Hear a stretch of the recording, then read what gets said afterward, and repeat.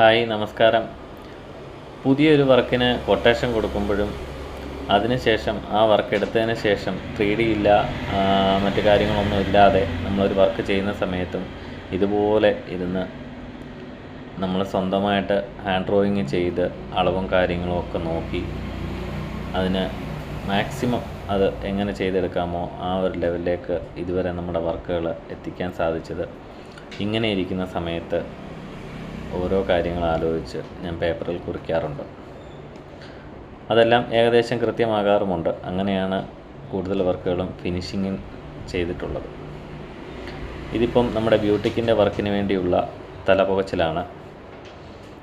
അതിങ്ങനെ നമ്മൾ ഓരോ പ്ലാനും കാര്യങ്ങളും ചെയ്ത് കൃത്യമായ മെഷർമെൻ്റ് എടുത്ത് കറക്റ്റായിട്ട് വരച്ച് നമ്മുടെ വർക്ക് ചെയ്യുന്നവർക്ക് കൊടുത്തെങ്കിൽ മാത്രമേ അവർക്കത് കൃത്യമായി ചെയ്യാൻ സാധിക്കുകയുള്ളൂ. ഇങ്ങനെ ഇരിക്കുന്നതുകൊണ്ടുള്ള ഗുണം മെറ്റീരിയൽസ് നമുക്ക് അധികം നഷ്ടപ്പെടാതെ മാക്സിമം എങ്ങനെ വൃത്തിയായി നമുക്ക് വർക്ക് ചെയ്യാൻ സാധിക്കും എന്നൊക്കെ ഞാൻ ഇങ്ങനെ ഇരിക്കുമ്പോഴാണ് എഴുതി വെക്കാറുള്ളത്. അതിൻ്റെ മെഷർമെൻറ്റും കാര്യങ്ങളുമൊക്കെ ചെക്ക് ചെയ്യാറുള്ളത്.